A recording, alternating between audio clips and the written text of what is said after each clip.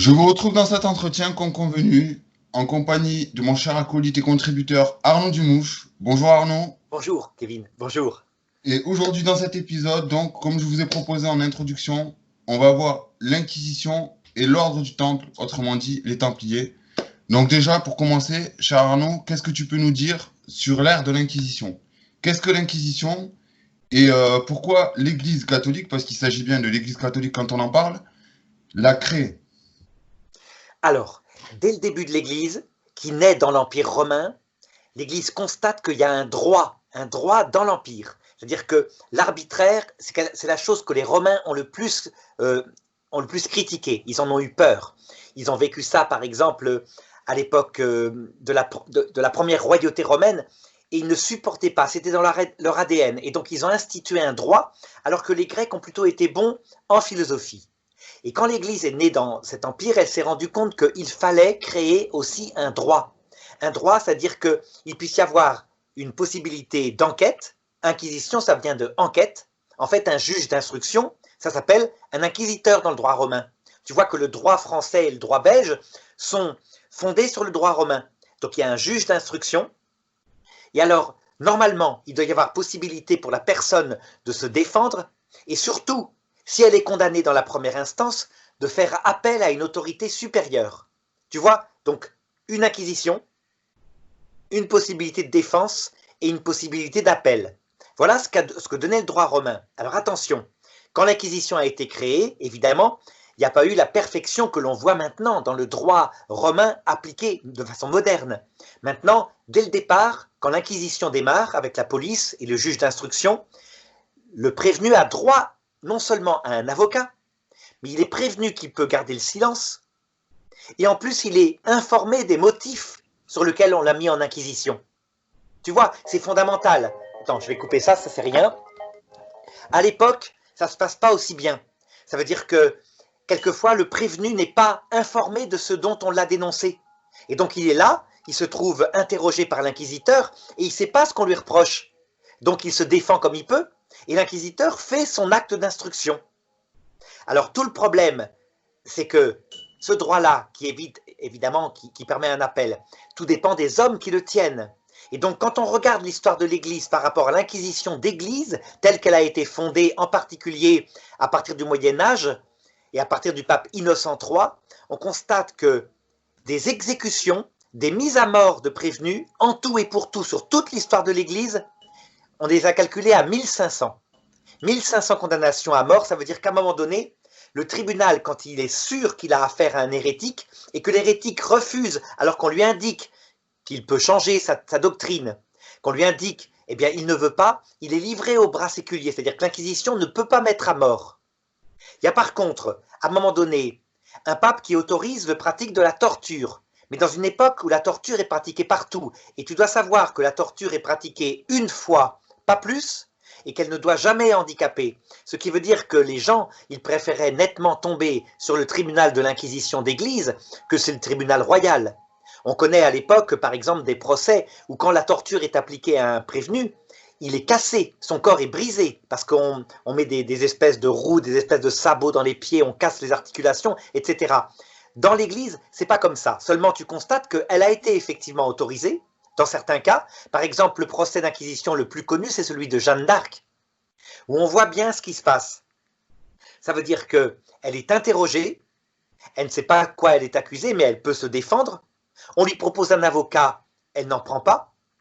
Et à un moment donné, on lui conseille, quelqu'un arrive à lui conseiller de faire appel au pape, parce que l'avocat qui vient auprès d'elle, qui arrive à passer en douce, hein, vu qu'elle n'en a pas voulu, eh bien l'avocat lui dit, tu as des ennemis mortels, les juges sont des ennemis mortels, donc tu dois faire appel au pape. Et donc elle décide de faire appel au pape, et toute l'affaire du juge d'inquisition qui s'appelle Monseigneur Cochon, il a un nom très spécial, hein, consiste à lui faire renoncer son appel au pape. Et lui, comme c'est un fiefé rusé, il va se servir du droit pour la condamner, et regarde la méthode qu'il utilise. Donc, il la torture pas, mais il lui montre les instruments de torture. Donc elle est fragilisée. On pense qu'il lui a fait manger un poisson pourri. Donc elle est fragilisée aussi, elle est malade.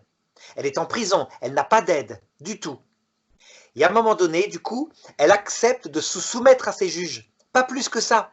Elle se soumet à ses juges, ce qui veut dire qu'elle ne fait pas appel au pape, donc à l'instance supérieure du droit. Résultat, oui, vas-y. Moi, j'ai une question.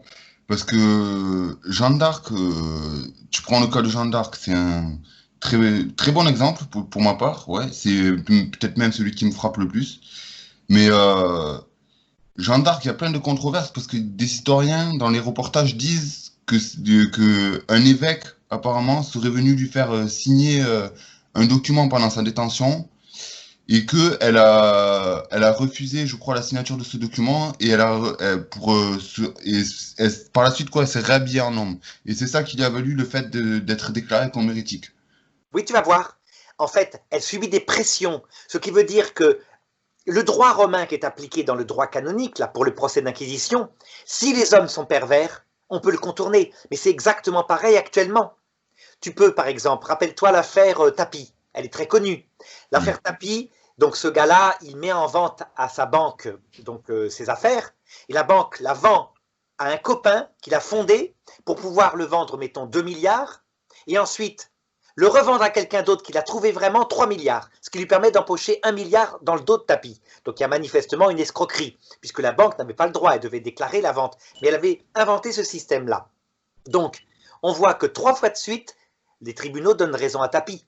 Et qu'est-ce qui se passe à un moment donné? Que ses ennemis politiques font nommer un procureur de Paris, qui est lié au parti, et résultat, le dernier procès, il le perd. Il est obligé de rembourser tout ce qu'il a gagné. Alors lui, comme il est rusé, qui connaît bien les choses, qu'est-ce qu'il fait? Il place ses affaires bien ailleurs et il ne peut pas rembourser. Il organise son insolvabilité.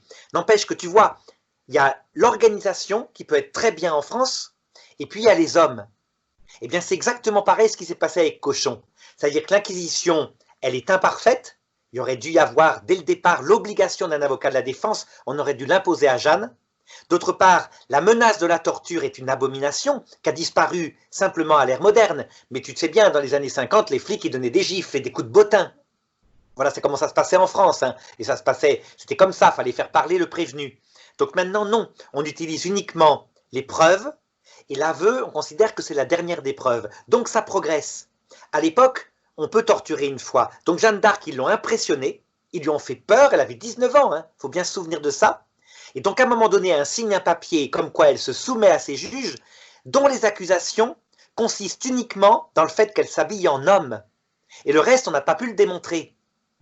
L'évêque Cochon a essayé de falsifier la procédure, mais le problème, c'est qu'on a affaire à un greffier qui est honnête. Et donc, dans les actes du procès de Jeanne d'Arc, le greffier dit « L'évêque est venu me voir, il me dit de marquer que Jeanne d'Arc avait dit ça, alors qu'elle a dit ça, et moi je le mets comme note pour montrer qu'il n'a pas été objectif. » C'est ce qui vaudra d'ailleurs au procès d'être cassé un peu plus tard. Donc tu vois, c'est comme maintenant. Cet évêque veut la mort de Jeanne d'Arc.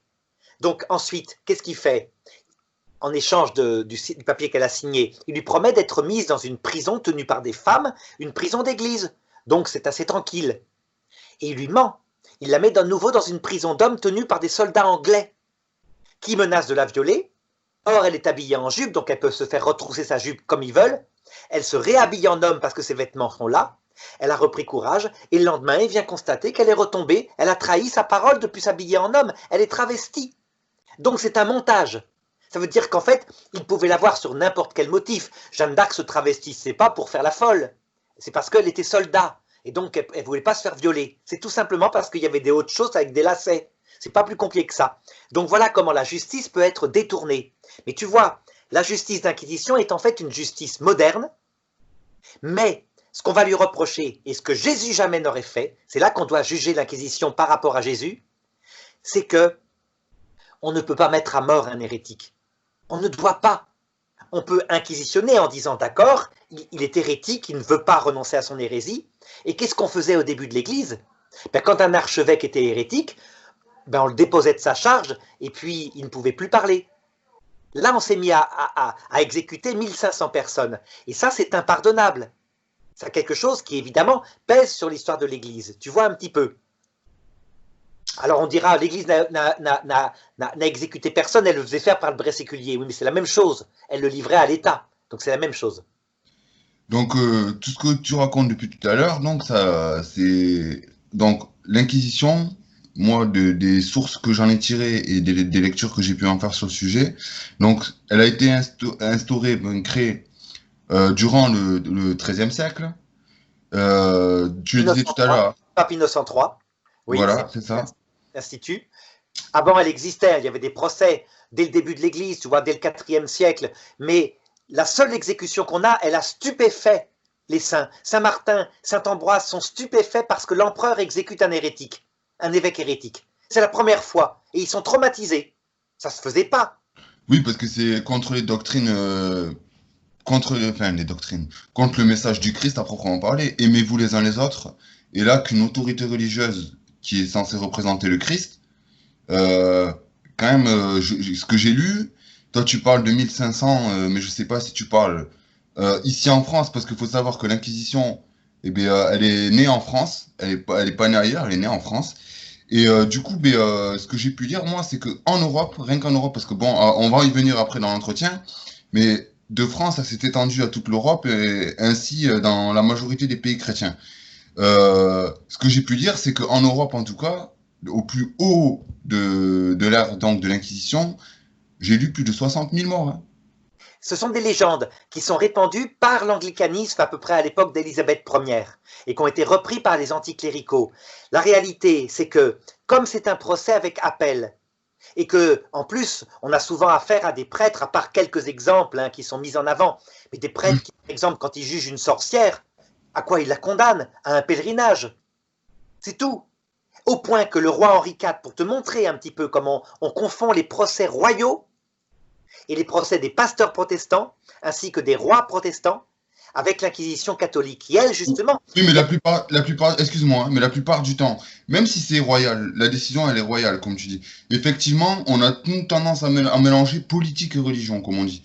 Mais ce que je veux te dire, c'est que l'autorité catholique, qui était représentée donc par le pape, elle n'était pas obligée de suivre le roi, là en l'occurrence dans la dictée de son ordre, oui, quand il condamnait à mort. ça dépend des périodes. Justement, pourquoi elle avait tendance plutôt à suivre ce que le roi disait plutôt que de dire non, nous à partir de ce moment-là, on peut pas, voilà, on peut pas juger, ça va à l'encontre de nos principes, quoi, de mettre à mort quelqu'un, même s'il est hérétique.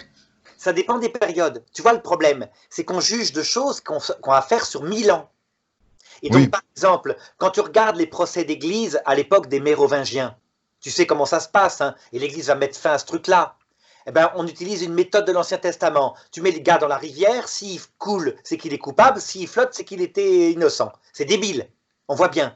Donc à ce moment-là, l'Église est réintroduit dans cette invasion barbare qui a eu lieu en Europe occidentale, le droit romain peu à peu, grâce aux évêques et grâce aux monastères.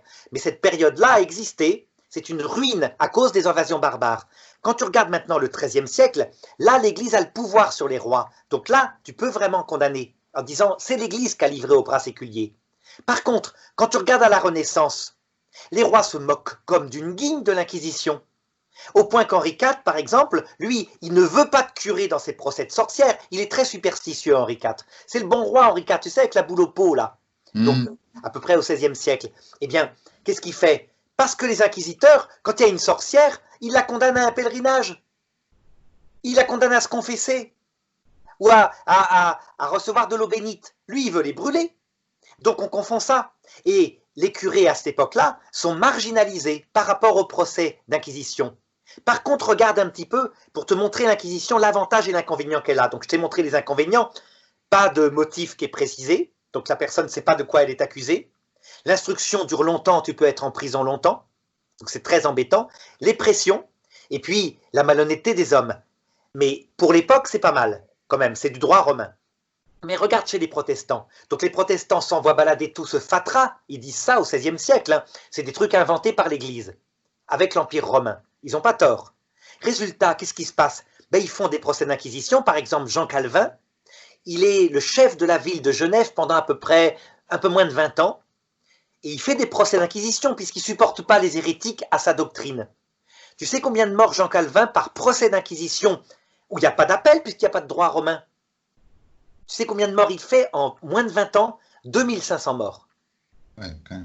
Ouais. Ça veut dire qu'en fait, quand tu regardes, il y avait quand même un certain droit, même si c'est une aberration d'avoir tué, on ne devait pas tuer. Ça, c'est vrai. Saint Martin l'avait dit.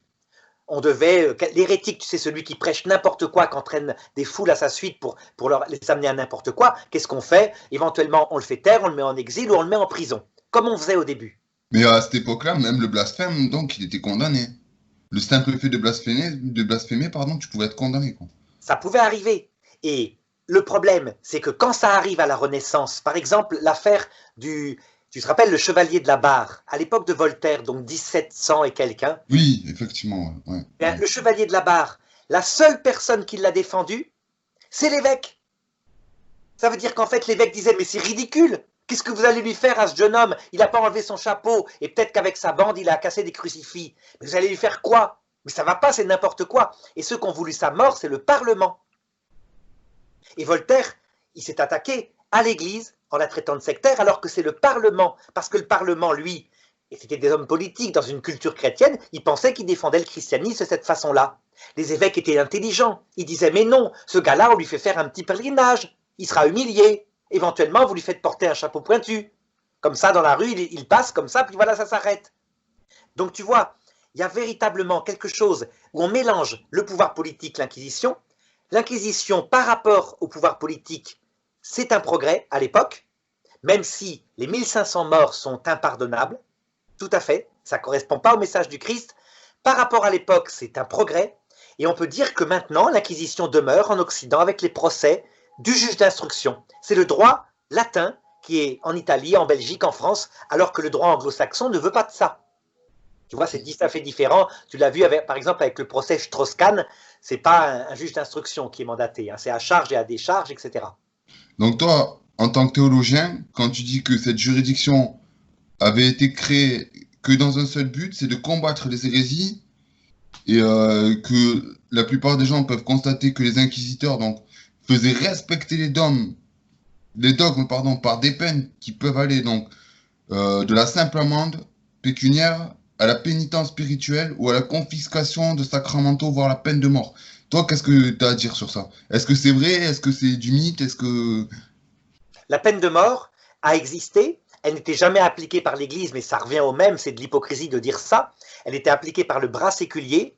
Dans le cas, par exemple, de Giordano Bruno, donc c'est à l'époque du XVIe siècle, le gars, c'est un dominicain, donc il croit en un système de type bouddhiste, tu sais, où il n'y a pas de Dieu, il y a un grand tout, il y a la réincarnation, etc. Et il insiste pour le prêcher. Et il a une vingtaine de visites du cardinal Bellarmin qui vient lui dire, mais renonce, etc., tu feras un pèlerinage. Il ne cède pas. Il dit, je n'ai pas peur de la mort, je vous regarde en face, je vous défie. Et le pape va le livrer au bras séculier. Là, voilà, on a l'une des dernières exécutions dues à l'Inquisition. Et tu vois, c'est un hérésiarque, ça veut dire quelqu'un qui, sachant, ne cède pas et qui prêche. Voilà, voilà ce qui s'est passé. Et ces choses-là, effectivement, sont insupportables à notre mentalité parce que on combat une idée par une idée. Tu vois, c'est ce qu'on fait. On combat quoi? Éventuellement ceux qui pratiquent la sorcellerie en parlant sur la sorcellerie. C'est ça que aurait dû toujours faire l'Église.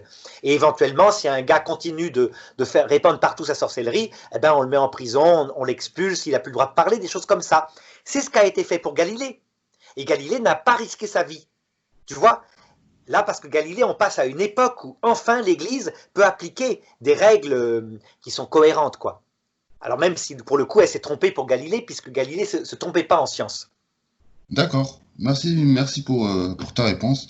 Donc jusqu'ici, nous avons vu à peu près ce qu'était l'Inquisition, en gros, hein, en résumé, hein, si je puis dire. J'aimerais, par contre, qu'on soulève quelques points. Alors, une dernière chose, Dis-moi, vas-y.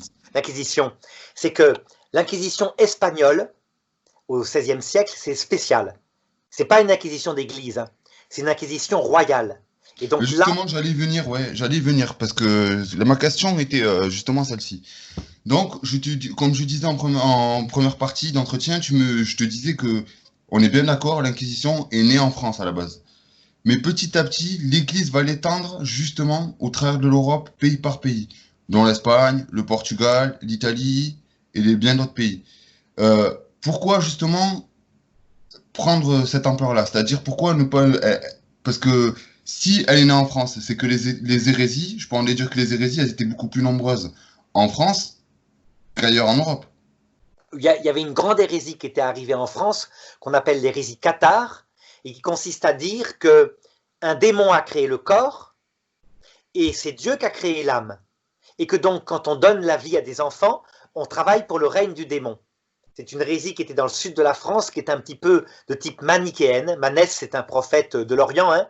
Et donc, cette hérésie-là, Saint Dominique a été chargé par la prédication et par le fait de se comporter comme un pauvre, de la combattre auprès du peuple. Et il a eu un succès mitigé. Bon, résultat, à un moment donné, les rois et les princes et les évêques ont décidé d'envoyer une croisade contre les albigeois, contre les cathares. Il y a eu un massacre. C'est la première croisade, elle n'est pas contre les musulmans, elle est contre eux. Et donc tu vois qu'à partir de là, plutôt que de faire des massacres de population comme le font les chevaliers, hein, c'est-à-dire le pouvoir politique, on a instauré à ce moment-là un procès pour regarder ceux qui plaidaient, qui prêchaient cette doctrine, qui était nuisible à l'État, évidemment, puisqu'on interdisait la reproduction, quelque chose comme ça, il n'y avait pas d'enfants, enfin tu vois, des choses comme ça, mais ceux-là devaient être condamnés, et surtout par la persuasion, et pas mis à mort.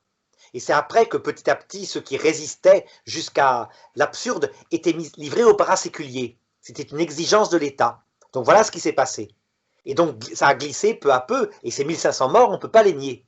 Alors les chiffres de 1500 morts, par contre, je te le donne parce que le père Deleuze, qui donne le cours d'histoire à la faculté de Namur, hein, là, on a fait une enquête très précise. C'est-à-dire qu'en regardant tous les chiffres, je parle en procès, hein, je ne parle pas les guerres de religion, mais en procès d'inquisition, tu atteins sur toute la période de l'histoire de l'Église 1500 morts, mais je ne compte pas l'inquisition espagnole qui est à part. Ouais, effectivement. On va en parler justement. Donc là, on est en train de traiter le sujet des Qatars. Moi, je suis de la région de Toulouse, donc je connais bien, on va dire, pas le côté histoire, mais je connais bien à peu près les. Parce qu'il est dit aussi, bon, après, est-ce que tous les gens, justement, toi et moi, on est là pour tenter de répondre à l'audience. Les Qatars, moi, j'ai entendu dire que c'est. Donc, et tu viens de le confirmer, entre guillemets.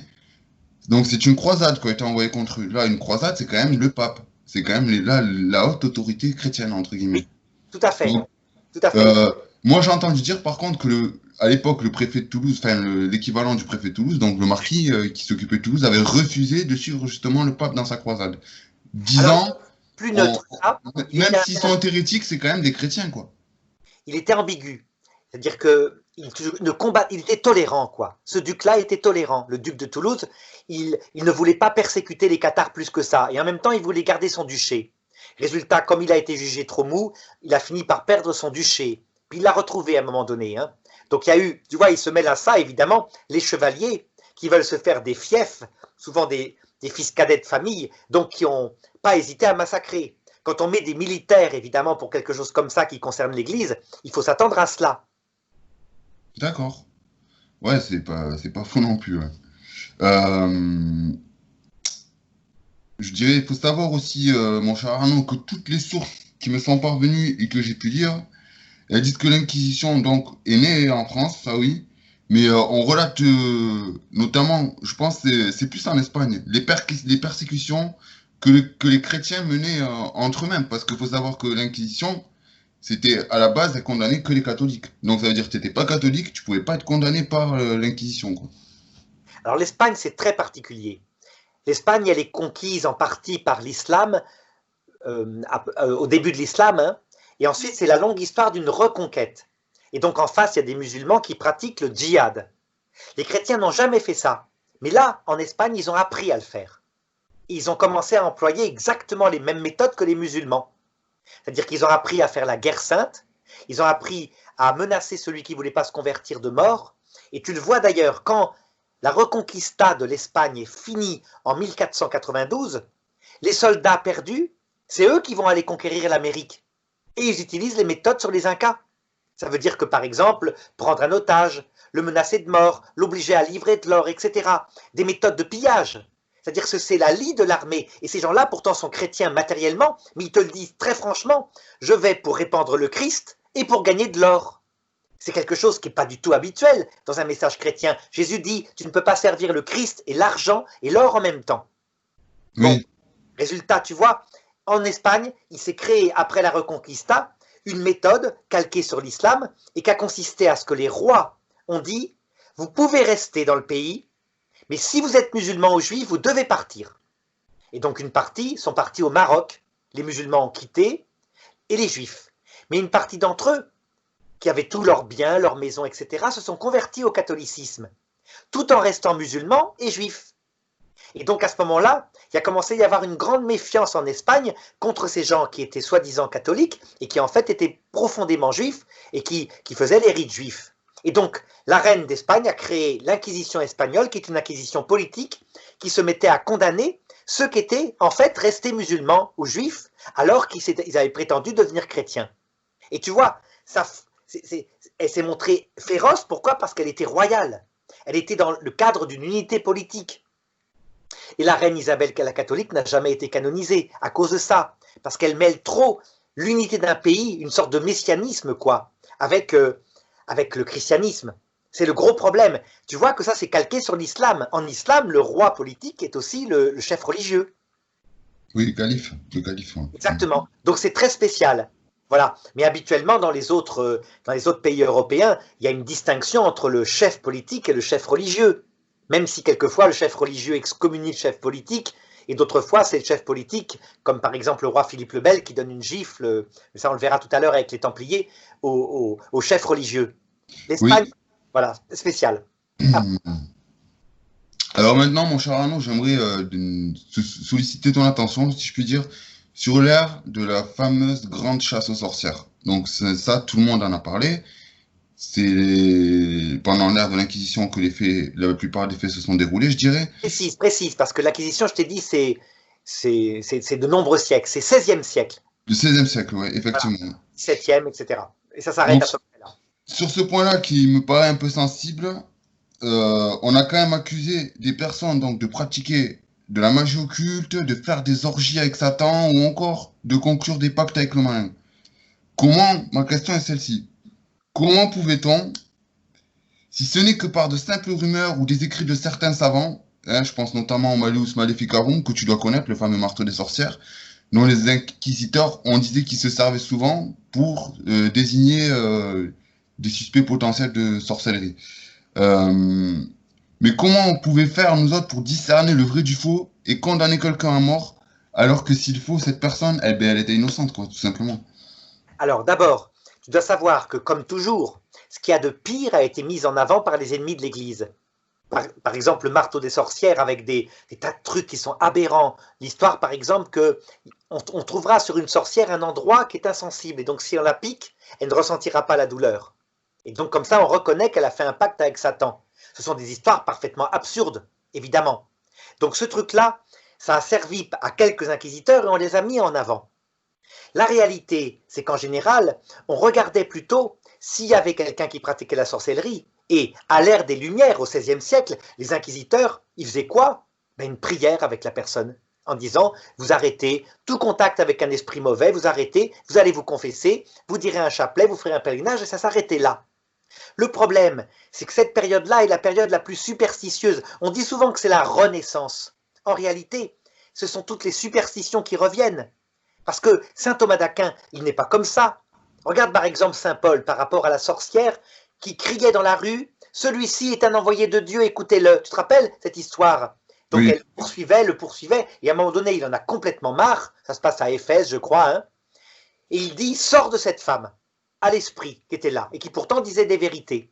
Et aussitôt l'esprit sort de cette femme, et les gens qui l'employaient, c'était une esclave, voient que son pouvoir de voyance a disparu.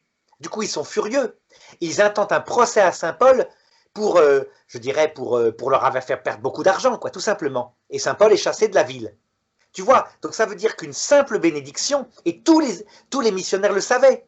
Tu vas en Afrique évangéliser où il y a des sorciers. Le sorcier, il peut te tuer avec un couteau. Mais si jamais tu traces une croix et que tu plantes une croix dans le village, les pouvoirs magiques du sorcier ont disparu. Aussitôt, le Christ est beaucoup plus fort, et les gens le constataient. Donc voilà comment on chasse les démons, par la puissance du Christ. Et ça, l'Église le savait. Seulement, à un moment donné, bien évidemment, il y a cette ère de violence, cette espèce de superstition, mais qui, au Moyen-Âge, est déjà présente, hein, sauf qu'elle n'a pas beaucoup d'influence. Jeanne d'Arc, c'est un cas tout à fait particulier, tu vois. Là, il faut la déclarer sorcière parce que, justement, on veut prouver que le sacre du roi Charles VII est un sacre par une sorcière. Par contre, à la Renaissance, ça démarre. Et en particulier chez les protestants, pour la raison simple, c'est que là-bas, on croit aux démons aussi, mais on n'a pas de tribunaux d'appel. On a envoyé balader justement l'Inquisition. Et donc, quand un pasteur de terrain décide que telle femme est une sorcière, ça peut tomber à l'hystérie complète. Elle ne peut pas se défendre. Si les types qui sont là, qui sont la seule instance, ont décidé qu'elle est sorcière, eh bien ils l'exécutent. Elle est brûlée vive, etc. Et donc tu verras que le plus grand nombre de sorcières qui ont été brûlées sont premièrement dans les nations protestantes, Suisse, Allemagne, et deuxièmement par les rois politiques catholiques comme Henri IV. L'Église, à ce moment-là, elle est complètement devenue, elle est dubitative, elle cherche les causes, elle regarde si c'est pas une pauvre bonne femme qui utilise des herbes, et puis voilà, c'est tout. Tu vois, elle a intégré depuis Robert Bellarmine, elle a réintégré saint Thomas d'Aquin, qui lui est dans le discernement. Il sait bien que ces phénomènes-là peuvent avoir une cause naturelle, parfois angélique, parfois démoniaque. Et tu sais comment on discerne? Tiens, je vais te donner un exemple. Tu vois, qui se passe un siècle plus tard. Les fameux possédés de Loudun. En fait, il y a une religieuse qui a fait un pacte avec Satan, apparemment, et qui a des pouvoirs magiques. Elle aime la gloire. Et donc, on voit le couvent qui commence à rentrer en lévitation, à avoir des extases, à se rouler par terre, à hurler. Ils envoient un dominicain, donc les dominicains, ce sont les inquisiteurs. Qu'est-ce qu'il fait le gars? Mais il arrive, elle est en pleine apparition du Christ, soi-disant. Il lui dit, ma sœur, dites au Christ de revenir dans 2 heures, puisque c'est l'heure de l'office. Vous allez dire les vêpres. La sœur, elle rentre en colère, elle dit, comment ça? Comment osez-vous parler à notre Seigneur? Etc. Eh bien, le prêtre, il retourne voir le roi, il dit, c'est un phénomène de possession démoniaque. Il faut l'exorciser. Rien du tout de plus. C'est-à-dire qu'en fait, il a discerné tout de suite, le démon est pas humble, elle refuse d'obéir, manifestement, ça ne vient pas de Dieu, voilà. Alors, justement, pour toi, donc, dans ta position de théologien, l'Inquisition, le démon tire les ficelles derrière, c'est ça? Alors, l'Inquisition en elle-même, il faut discerner effectivement dans une société qui est chrétienne, là où est l'hérésie. Il faut discerner. Et puis tu la corriges. L'Inquisition, elle recherche l'hérésie et elle donne un enseignement normalement. Et le gars, ben, il dit d'accord, j'avais pas compris la théologie, il se réforme et voilà. Il se confesse éventuellement, ça s'arrête là. Le problème, c'est à partir du moment où le pouvoir politique s'en est mêlé avec Théodose Ier, donc à l'époque de Saint-Martin et de Saint-Ambroise, et quand il décide, pour avoir un État unifié autour du catholicisme, d'exécuter un hérétique. Et là, on peut dire qu'on a mis le doigt dans un engrenage. Cette chose-là, c'est parce que l'Empire romain est devenu chrétien. Tu vois, jamais à l'époque des martyrs, ça n'a été pratiqué. C'était des pauvres gens, les chrétiens. Tu vois bien que ça vient du pouvoir politique. Il veut centraliser cette religion, parce que les empereurs sont aussi les chefs religieux dans l'Empire romain, et là, ça tourne mal. Et puis, il n'y aura pas assez de lucidité chez les prêtres pour dire « mais vous arrêtez vos bêtises ». Il y en aura chez les théologiens, mais malheureusement, à chaque fois, il y a des manques de lucidité, et donc on compte quand même 1500 exécutions. Ce qui est, je te l'ai dit, énorme, mais quand on compare, c'est très peu. Tu sais comme on dit, quand je me regarde, je me désole, mais quand je me compare, je me console. Pourquoi? Parce que tu vois que là où il n'y a pas d'inquisition, c'est pire. Et puis là où, par exemple, où on envoie balader la religion, je pense à la Révolution française, qui rentre véritablement là, pour le coup, dans ce qu'elle appelle les Lumières, qui les applique. Eh bien, par procès, rien que pendant la Révolution, tu sais, la terreur en 4-5 ans, hein, tu comptes par procès à Paris même quelque chose comme 30 000 morts, exécutés avec la guillotine. C'est aussi l'invention du premier génocide, c'est les Vendéens. Donc tu vois, ça veut dire que en réalité, finalement, la violence de l'homme, elle a été modérée par l'Inquisition, malgré les crimes. Et alors, ce qui était insupportable, c'est le fait que tu sois obligé de croire à la théologie catholique. Là, je le comprends. Les gens avaient besoin de se libérer. On ne force pas à croire. Ça, c'est vrai. La foi, c'est un don de Dieu. Donc, c'était aberrant, ça aussi. La foi, elle est dans le cœur de l'homme. C'est bien sûr, c'est à lui de la trouver, de la nourrir, justement. Donc, tu nous parlais tout à l'heure des fameuses scènes de torture pour faire avouer. Parce qu'il faut bien dire hein, que lors de cette ère-là, justement, on torturait les suspects pour leur faire avouer des des crimes qu'ils auraient commis, donc notamment les fameux sabbats, tu sais, où c'est que les sorcières se réunissaient soi-disant, mais tout ça, c'est des rumeurs. C'est des rumeurs, comme je disais tout à l'heure.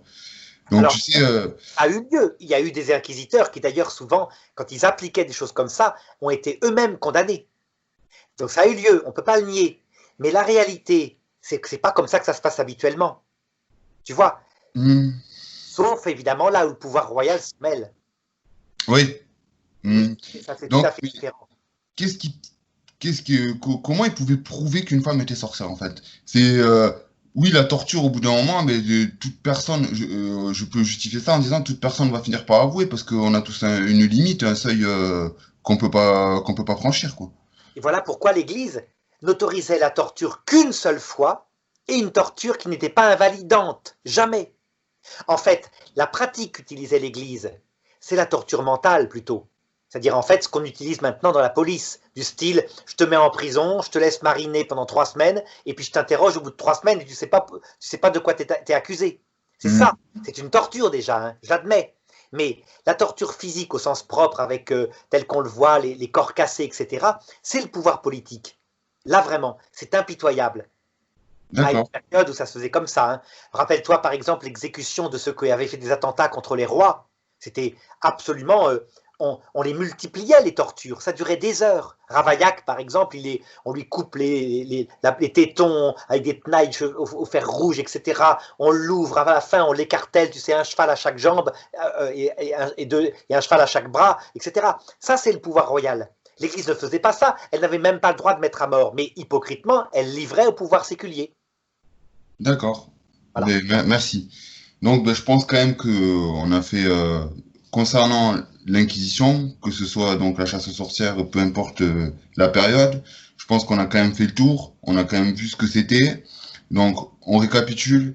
L'Inquisition est une juridiction qui a été fondée par l'Église catholique au courant du XIIIe siècle, hein, et qui a perduré, je dirais, pendant des siècles, parce que c'est quand même, ça a duré jusqu'à la Renaissance, voire la fin de la Renaissance, si je ne m'abuse. Je dirais même qu'elle dure encore aujourd'hui et qu'elle a existé avant. C'est tout simplement le droit de l'Église quand elle enquête sur quelqu'un d'hérétique. Par exemple, mon affaire à moi, puisque j'ai une affaire non pas d'hérésie, mais j'ai perdu mon visa d'enseignement pour raison pédagogique. Pédagogique. Tu vois? Eh bien, qu'est-ce qui se passe? Il y a une première instance qui me condamne. Évidemment, moi je conteste. Et donc, qu'est-ce que je peux faire? C'est ce que j'ai fait. Je fais appel à Rome avec le dossier, un dossier moderne évidemment, à savoir l'enregistrement, par exemple, des reproches pédagogiques qu'on m'avait faits, qui étaient ridicules. Et donc, qu'est-ce qui se passe? Cet appel, il dure depuis 4 ans, j'attends, donc c'est très long. Si j'étais en prison, comme à l'époque, il serait passé quoi? Ben, je serais en prison depuis 4 ans, ce qui est problématique. Par contre, ce que tu constates, c'est que ceux qui m'ont condamné sont soumis à une deuxième instance. Évidemment, eux, ils ont agi selon le droit, qu'ils ont estimé comme tel, mais en le falsifiant, je pense. Ça, tu ne peux pas empêcher les hommes de le faire. C'est ce qui s'est passé pour Jeanne d'Arc. L'homme, il fait ce qu'il veut, quoi. Et pour bien d'autres personnes ouais, qui ont été condamnées juste parce on a détourné, on a voulu détourner l'écriture entre guillemets, je veux dire. Ça arrive. De même que le procès en appel au Vatican peut très bien être raté. Pourquoi? Parce qu'ils ne m'entendront pas. J'ai un rapport à rendre avec une avocate ecclésiastique. Les autres vont se défendre et comme ils ont de l'autorité et que moi je suis un tout petit théologien laïque, etc., peut-être que ça va jouer. Ce Oui, sont mais des... tu as agrégé quand même, tu as une agrégation, c'est pas rien. Alors, il n'y a aucun reproche théologique, donc j'ai rien à craindre là-dessus, puisqu'au contraire, le Vatican m'a donné raison. Tu vois, l'Inquisition, donc Voilà. le Saint-Office de l'époque, le Vatican, doctrine de la foi, m'a donné raison. Donc c'est uniquement au niveau pédagogique. Il paraît que je ne serais pas un bon pédagogue, ce qui est amusant, mais c'est comme ça. Alors Alors, bon, je pense que tu n'aurais pas toute la collection de vidéos que tu as sur Internet et toute la communauté qui te suit si ça s'avérait être vrai. Enfin, je sais pas, à un moment donné. ils ont prétexté que je ne faisais pas tout à fait le programme, alors que je présentais le programme pour un des diocèses de Belgique. Enfin, des tas de choses comme ça. Mais tu vois, ce que je veux dire, c'est qu'elle dure toujours, qu'il y a des peines, que si j'ai raison, ben, ceux qui m'ont fait perdre mon visa pendant quelques années auront des peines financières éventuellement par l'Église, qui leur demandera de rembourser. Tu vois? D'accord. Ça veut dire que ça existe toujours. Mais évidemment, c'est une inquisition maintenant qui est honnête, ça veut dire qu'elle ne va pas mettre à mort. Je ne risque pas ma vie. Hmm. Alors qu'avant, tu l'as risqué quand même. Ah ben oui, j'aurais été à l'époque de Jeanne d'Arc, je serais d'abord en prison, en train d'attendre les réponses de Rome, et d'autre part, il est probable que les inquisiteurs, ceux qui m'ont fait des procès en voulant gagner absolument, auraient utilisé tous les moyens. On l'a vu par exemple pour Saint Jean de la Croix. Saint Jean de la Croix, il était dans un cachot, avec du pain sec et de l'eau, et comme ça, avec sa détresse, sans voir personne qui était de ses amis. Donc voilà, ils auraient utilisé des pressions mentales. Là, ils ont fait pareil, mais pas comme à l'époque, tu vois. Mais ça demeure. C'est ce qu'on appelle un procès, tout ça simplement, un procès. On juge des choses, mais il y a un appel. D'accord. Eh bien, je te remercie Arnaud pour cet enseignement que tu nous as apporté. Donc, je pense que sur l'Inquisition, j'ai fait le tour de toutes les questions. Peut-être si j'oublie ou autre, on essaiera de refaire un épisode dessus pour bien détailler période par période ce qui s'est passé. Et donc, sans transition maintenant, je voulais en venir dans cette seconde partie de l'entretien à l'ordre du Temple, autrement dit plus connu sous les Templiers. Donc, l'ordre du Temple, il fut fondé, lui, par contre, j'ai lu, par des militaires chevaliers croyants, et elle a été approuvée par le pape. Donc, les membres se faisaient appeler, je viens de le dire, les Templiers. Et donc, cet ordre a été créé, dans un premier temps, je dirais, pour protéger les pèlerins qui se rendaient en Terre Sainte, à Jérusalem, notamment sur les pas de Jésus, et essayer de retracer un petit peu la passion du Christ, donc, de vivre les derniers moments de Jésus sur Terre.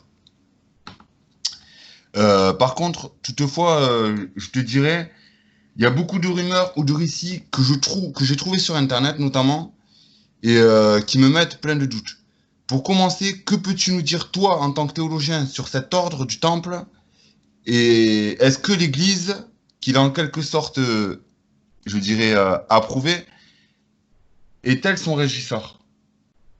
Alors, effectivement, il fallait qu'il existe des choses comme ça, parce que, à un moment donné, à cause d'un nouvel califat musulman qui était très très intolérant, les pèlerins étaient saisis, pillés, quelquefois tués ou mis en esclavage, alors que le califat précédent, qui était très tolérant, ne faisait pas ça.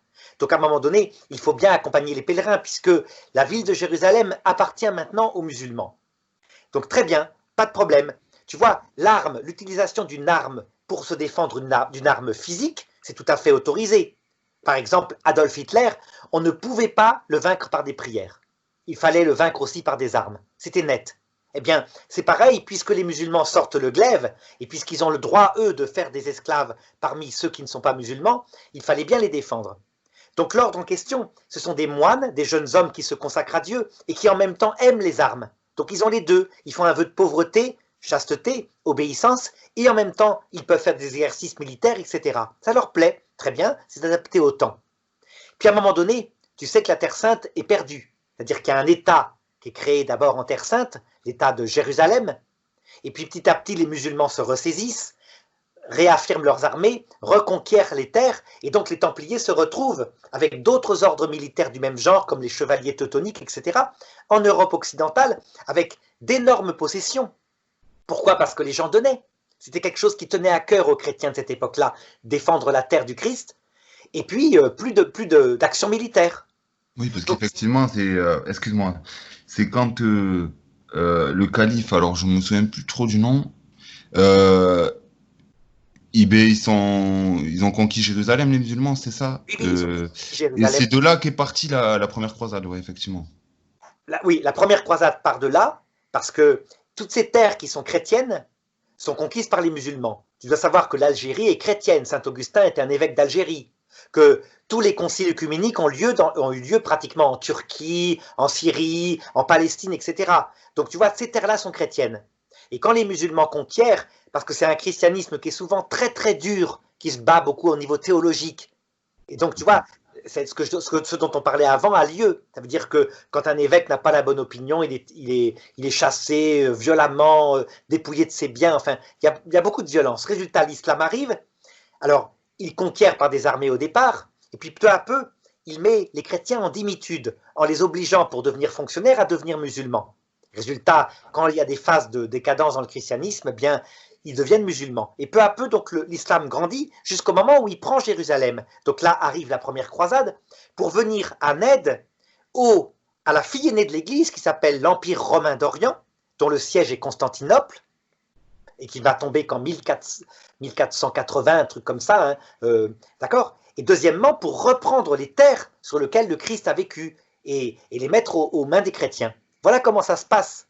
Et donc, au départ, les premières croisades, il n'y a pas d'ordre militaire, ce sont simplement des chevaliers de France, d'Allemagne, etc., qui sont dévoués. Et puis, peu à peu, se créent des ordres militaires, parce qu'il faut rester sur place. Et ils le font comme une vocation. Donc, ils restent effectivement sur place, ils sont très dévoués. Quelquefois, quand les musulmans les attrapent, ils les tuent, parce qu'ils considèrent que ce sont des fanatiques. En fait, ce sont des croyants, des moines, prêts à mourir. Voilà ce qu'il en est. Du coup, on les surnomme les soldats de Dieu. Ça, mythe ou réalité?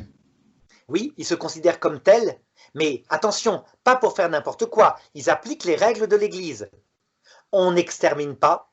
Alors tu me diras, mais si, quand Jérusalem a été pris, les croisés ont massacré. Oui, il y avait la soldatesque. De même que quand les musulmans ont repris Jérusalem, ils ont massacré la population civile. Ça, c'est quand c'est mal tenu par des officiers. La soldatesque fait comme ça, elle pille, elle tue, elle viole. Bon, mais les chevaliers, eux, ils se tenaient, ils pillaient pas, ils violaient pas. Ils étaient très très disciplinés et donc ils gagnaient des victoires. Voilà, un petit peu. D'accord. Donc, il est dit, moi j'ai beaucoup lu dans les sources que j'ai lues, donc il est beaucoup dit qu'ils possédaient des richesses et des trésors à cause justement de leur manière de fonctionner. Oui, Ça, c'est info ou intox? c'est certainement vrai. Et comme ils avaient inventé un système de banque, ça veut dire que par exemple, quand tu donnes, mettons, de l'or en France et qu'il faut le porter là-bas, plutôt que de porter l'or, tu portes un papier. Et comme on a confiance, ben là-bas, on te livre l'or. Et ça t'a évité de transporter matériellement l'or. Donc du coup, il y a un système de banque. Ils prêtent au roi, et en particulier au roi Philippe le Bel. Il a beaucoup, beaucoup de dettes aux Templiers, qui veulent se faire rembourser, évidemment. Hein. Alors, pour ce qui est maintenant, justement, du procès des Templiers, la condamnation, tu vas voir, c'est un procès royal.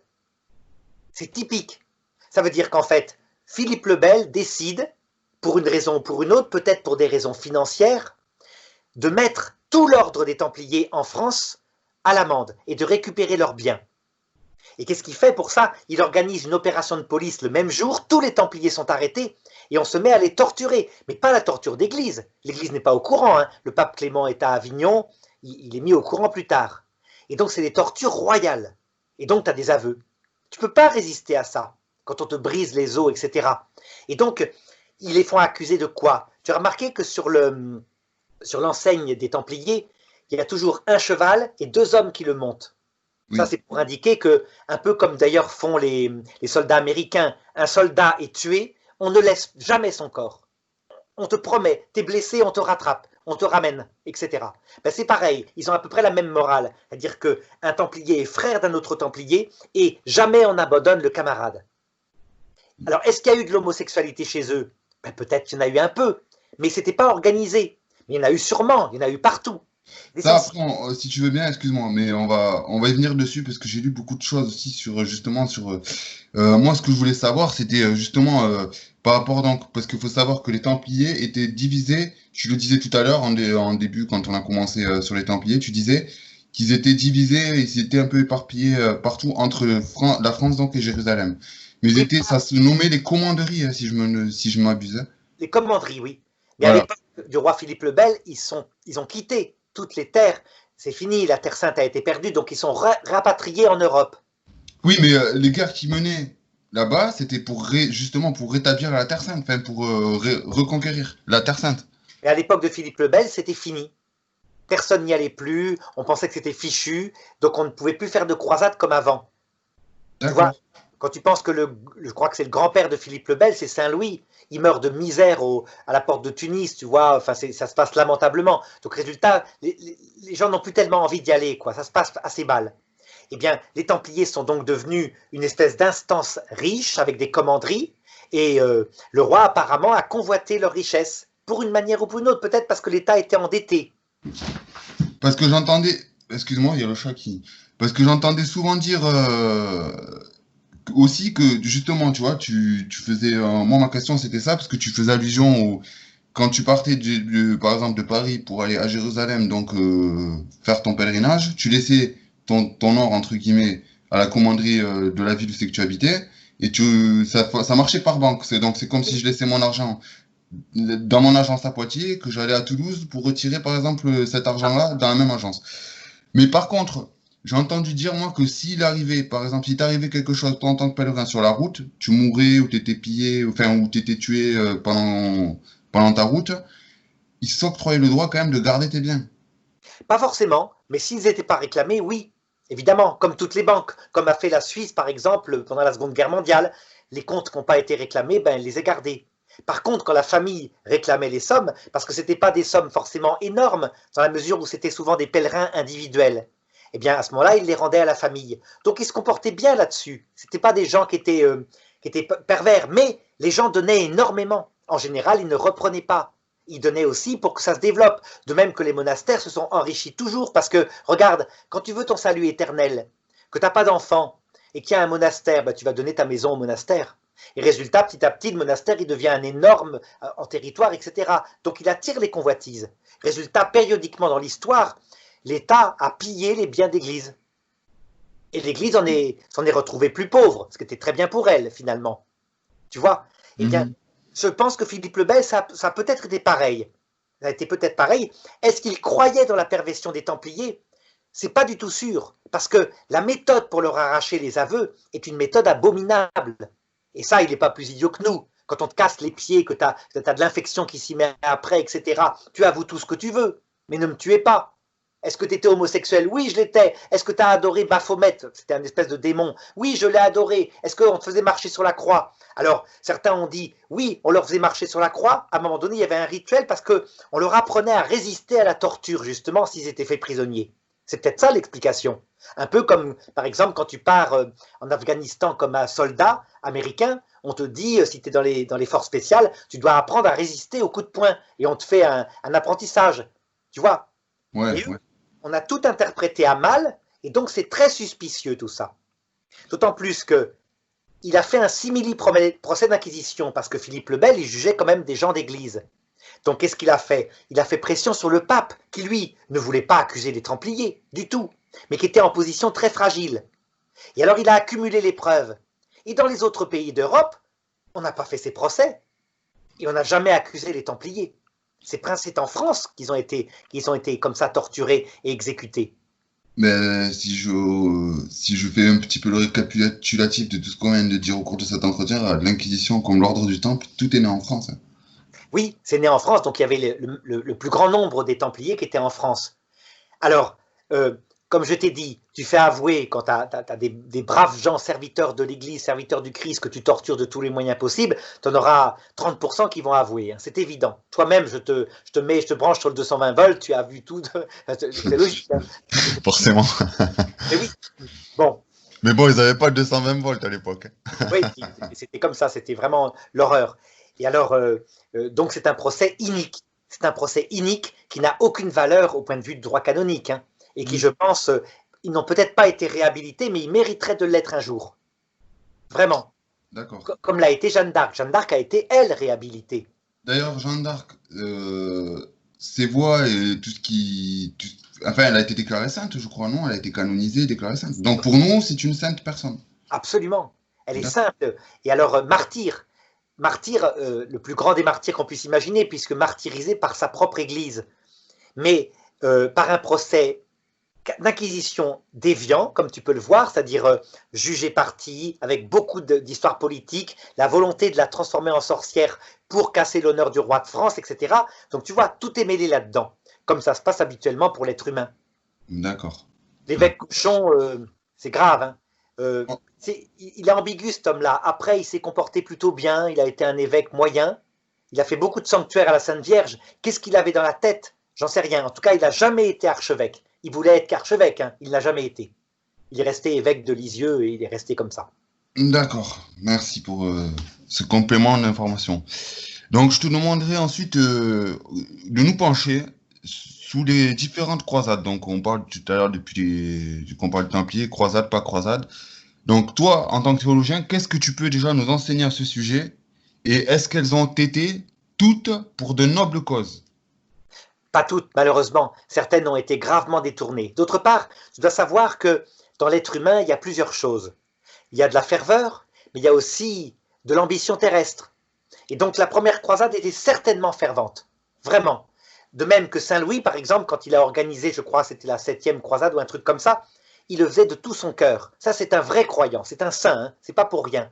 Mais tu as dedans des hommes qui se disent je suis le cadet de la famille, je vais me faire un fief là-bas, dans le royaume de Jérusalem, et je vais le prendre sur les musulmans. Donc tu as ça aussi.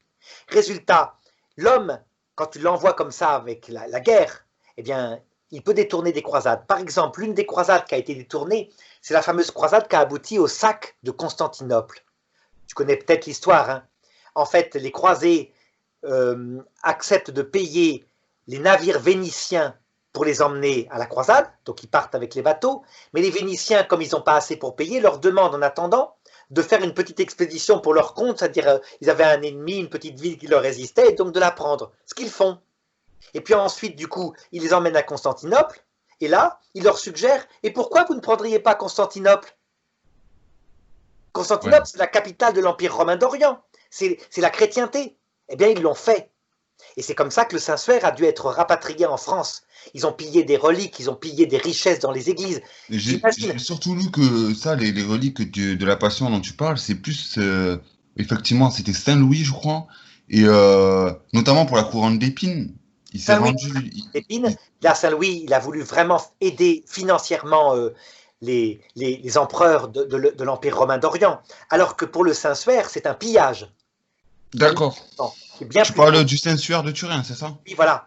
De même, beaucoup de reliques de saints, des docteurs de l'Église qui ont été ramenés comme ça. Alors en même temps, c'est très bien parce que finalement, comme Constantinople est tombé quelques siècles plus tard, ben, ces reliques sont restées dans la chrétienté. N'empêche que c'est un crime que le pape, quand il a appris ça, il les a excommuniés. Mais qu'est-ce qu'il pouvait faire? Donc c'est un crime terrible. Je crois que c'est encore le pape Innocent III, hein, pour le coup. Il faudrait voir, c'est un pape du Moyen-Âge qui est très célèbre pour ça, mais qui n'est pas canonisé, mais qui est un pape politique, si tu veux. Et alors, ben c'était une catastrophe. C'est une catastrophe. Ça te montre quoi? Ben, l'être humain, comment il est. Alors, comment tu pourrais comparer ça? Ben, pareil, la Seconde Guerre mondiale. C'est vrai que c'est une guerre juste du côté des Alliés. Hitler a attaqué, il faut le battre. Et puis, tu as de temps en temps des abominations qui sont commises, comme par exemple le bombardement de la ville ouverte de Dresde. Tu vois, c'est les Alliés qui ont fait ça. C'est un crime contre l'humanité. C'est Ouais. certain. Ça servait à rien. C'est en 45 en plus, les Allemands sont à genoux. Enfin, tu vois, et il n'y a que des enfants dans cette ville. Enfin bon, voilà. Eh ben, c'est ça l'être humain. D'accord. D'accord.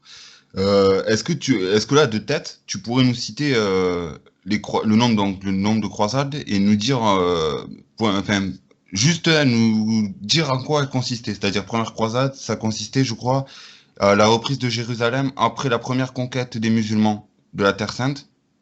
La seconde, je m'en rappelle plus après. Alors, bref, pour résumer, hein, il y a un certain nombre de croisades, peut-être une dizaine, mais l'essentiel, c'est que les musulmans, au départ, sont pas bons militairement.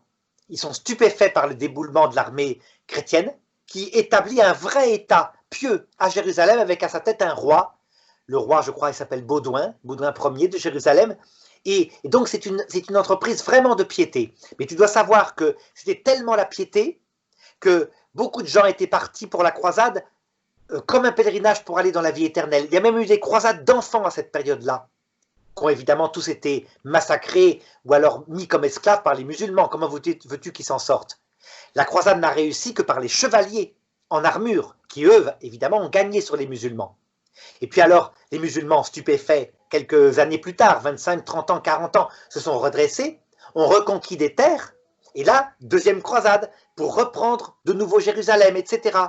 Et à chaque fois, ça réussit, mais les croisés, les musulmans sont de plus en plus forts dans leur armée, et donc les croisades perdent, diminuent. Finalement, on entreprend la construction de forteresses très très fortes, comme le Krach des Chevaliers, sur ces terres-là, et puis à un moment donné, ils finissent par tomber aussi.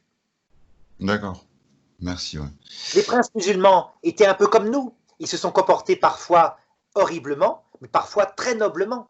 Ça veut dire que, par exemple, pour la chute du Krach des Chevaliers, là, je crois que c'est ça qui s'est passé, ils ont autorisé les croisés à prendre les bateaux et à partir avec leurs biens, à condition de ne pas revenir, évidemment. D'accord. Le Saint Graal, mythe ou réalité? Alors, c'est une réalité, mais qui est impossible à retrouver. Ça veut dire que le Christ a célébré la Sainte Seine, il y avait de la vaisselle. Et donc, il a consacré dans une coupe, certainement. Et il y avait un panier où il y avait le pain qu'il a consacré. Mais pour retrouver ces objets-là, c'est impossible. Et surtout, tu dois savoir que c'est probablement pas un Saint Graal en or. Ça devait être de la vaisselle simple. C'est de la terre cuite, ouais. Peut-être de la terre cuite ou quelque chose comme ça. Où est-ce qu'il est? J'en sais rien. Je pense que, par exemple, même la couronne d'épines, pour moi, c'est peut-être pas une vraie. C'est-à-dire qu'on ne peut pas prouver que c'est une vraie. Hein. Je crois que la seule relique dont on peut prouver que c'est une vraie relique, c'est le Saint-Suaire de Turin. Et encore, tu as vu, il est très contesté parce qu'il résiste tellement à la science que certains émettent jusqu'à dire que c'est une peinture. Mais la réalité, c'est qu'il résiste à la science. Et la Sainte Tunique d'Argenteuil? Peut-être. Oui, parce que, mais c'est moins net. Simplement, comme on voit que les traces de sang correspondent aux traces de sang sur le Saint-Suaire, on se dit, ben, il y a peut-être un rapport. Mais c'est moins net, évidemment, parce que là, il n'y a pas la... Sur le Saint-Suaire, il y a carrément l'empreinte de la résurrection, on dirait. Alors là, vraiment, c'est fabuleux. Oui, bien sûr. Donc, Saint Graal, c'est une réalité, d'accord. Par contre, la conquête du Saint Graal, ça, c'est une légende hein, de chevalerie du Moyen-Âge. Et en fait, quand tu réfléchis, elle a un sens très simple. C'est que toutes les coupes qui sont dans les églises, sans exception qui ont contenu le corps et le sang du Christ, sont des Graals.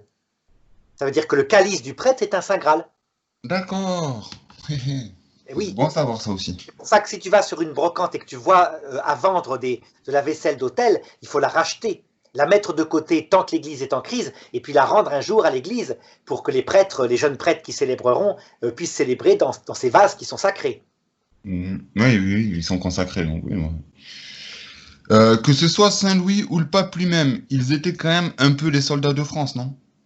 Oui, c'est-à-dire qu'ils mêlaient de la politique avec de la religion. Parce que cette époque-là, c'est l'époque où justement les papes dominent la politique. Un pape de Rome, tu n'imagines pas la puissance, il excommunie un empereur, l'empereur, ses sujets ne lui obéissent plus. Saint-Louis, pareil, c'est un roi de France, mais c'est un homme de piété. C'est-à-dire que lui, son idée, c'est de faire un royaume de France entièrement catholique. Et du coup, il oblige les Juifs à assister tous les ans à un sermon à l'église catholique. Parce qu'ils se disent, comme ça, ils vont peut-être se convertir. Un peu comme l'empereur Constantin.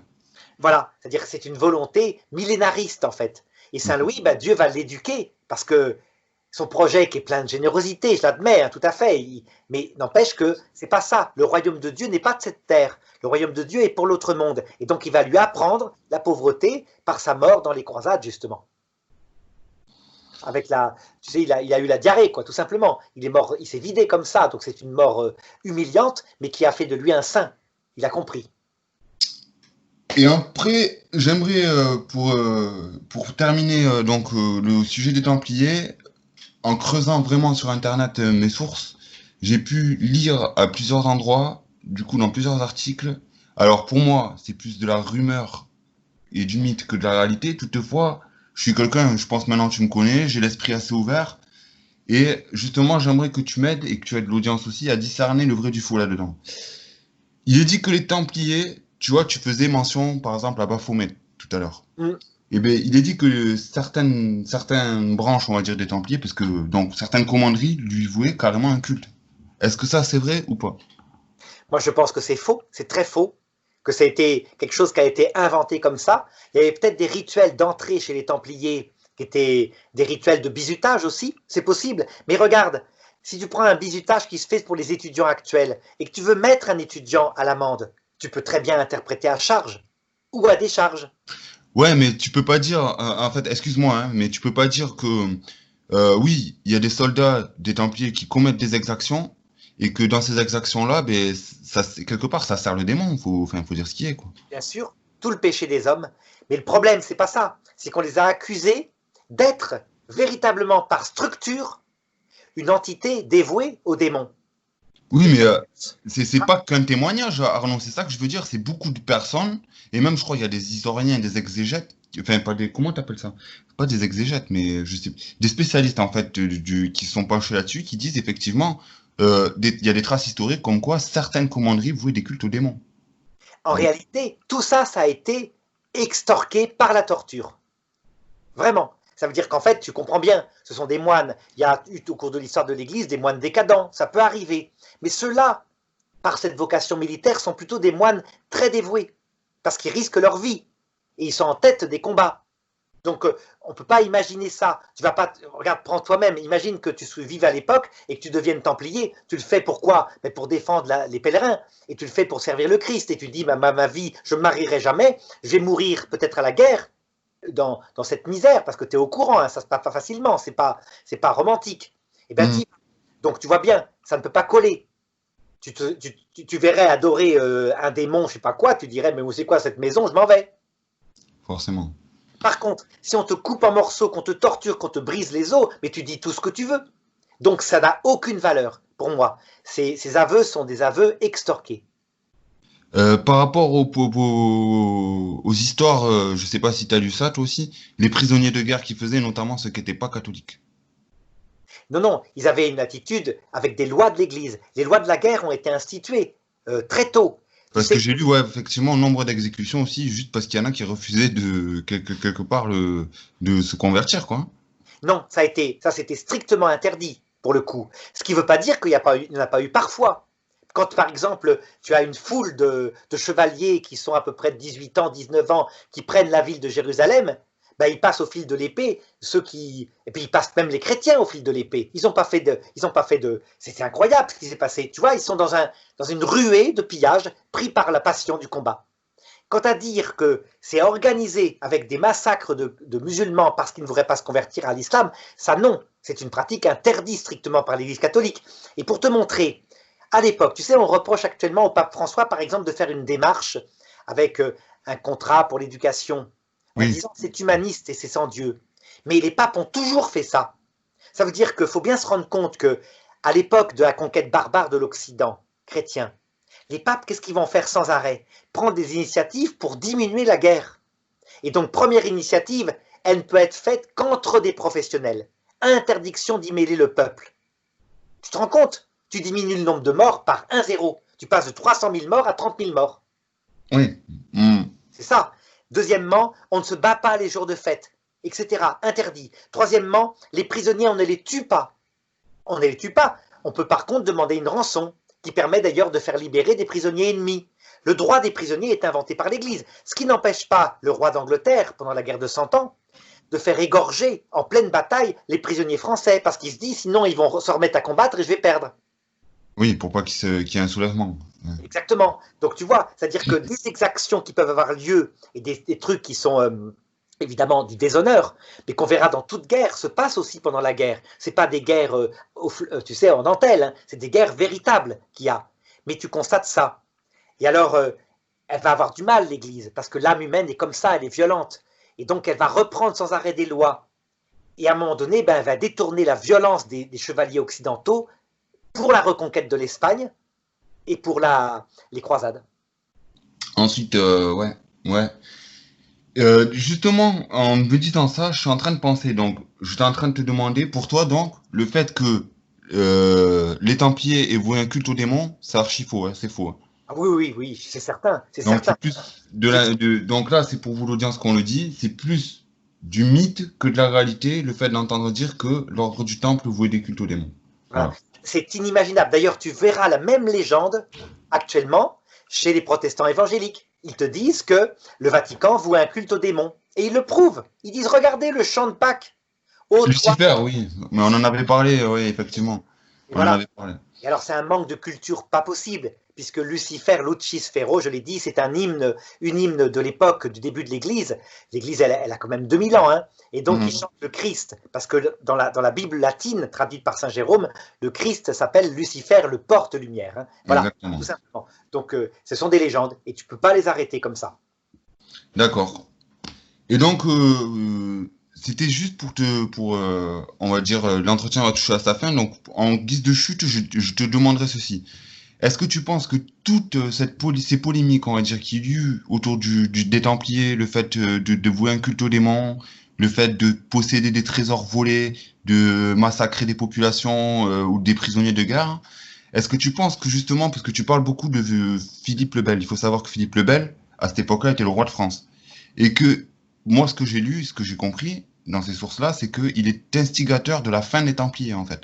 C'est lui qui a tout manigancé pour, en gros, éradiquer les Templiers. Est-ce que tu penses que c'est pas un truc qui aurait été inventé justement par Philippe le Bel pour que les autorités religieuses, donc le pape qui était Clément V, si je ne m'abuse, à la fin des Templiers, pour inciter justement l'Institut catholique à valider la condamnation que Philippe le Bel avait prodiguée contre eux, quoi. Donc, c'est à savoir la condamnation à mort. Alors, je ne sais pas vraiment la motivation de Philippe le Bel. Il y a plusieurs motivations possibles. D'abord, mettre son pouvoir royal au-dessus du pape. Et ça, c'est vrai, puisqu'il avait un chancelier Nogaret. Tu te rappelles le coup d'Anagni, où le pape aurait reçu même une gifle de Nogaret. Et donc, il en serait mort d'humiliation, etc., un peu plus tard. Bon, ça s'appelle l'attentat d'Anagni, pardon. Bon, il y avait peut-être ça. Il y avait peut-être aussi récupérer de l'argent. C'est possible. Mais il s'est disculpé parce qu'apparemment les biens des Templiers les a donnés aux autres ordres militaires qui subsistaient. Il y avait peut-être un motif de sincérité. Peut-être qu'en voyant cette espèce d'armoirie des Templiers avec 2 chevaliers, il s'est dit, ben, ils sont homosexuels. Peut-être, c'est possible. Regarde comment il a traité ses propres filles qui étaient dans l'adultère, qui avaient, ses propres belles-filles, pardon, et qui avaient trompé leur mari. C'était abominable ce qu'il a fait, Philippe le Bel. Il les a mis en prison, elles sont mortes de misère, etc. C'est un homme très dur, celui-là. Et quand tu penses... Justement, c'est en retraçant, tu vois, un petit peu son parcours dans sa vie, que je me suis pas, moi, posé cette question, tu vois. Parce que ce qui est fait mention et les exactions dont il fut accusé, qui ont été avérées, elles sont horribles quand même. Donc je me dis, en essayant de faire le rapprochement, je me dis, est-ce que c'est pas lui qui a inventé tout ça justement pour entraîner plus rapidement la fin des Templiers? C'est possible. Et donc, les historiens là-dessus se bagarrent pour savoir, mais tout ce qu'on sait, c'est que 1 an plus tard, il est mort, et chancelier Nogaret aussi, et le pape Clément aussi. Ce qui a fait qu'une légende est née dans l'Église, à savoir que la lignée de Philippe le Bel a été maudite. C'est la fameuse histoire des rois maudits. Et c'est vrai que très vite, cette lignée a disparu, et ce sont des cousins qui ont repris le trône de France. Donc c'est quand même assez étonnant, c'est vrai. Donc il y a eu un crime, quelque chose comme ça. Ça peut exister, des crimes politiques en chrétienté, hein. Vraiment. Quand on connaît le Moyen-Âge, on voit que ce sont des hommes comme nous. Et donc le pouvoir, l'argent, ne pas perdre la face, etc., ça joue comme pour nous.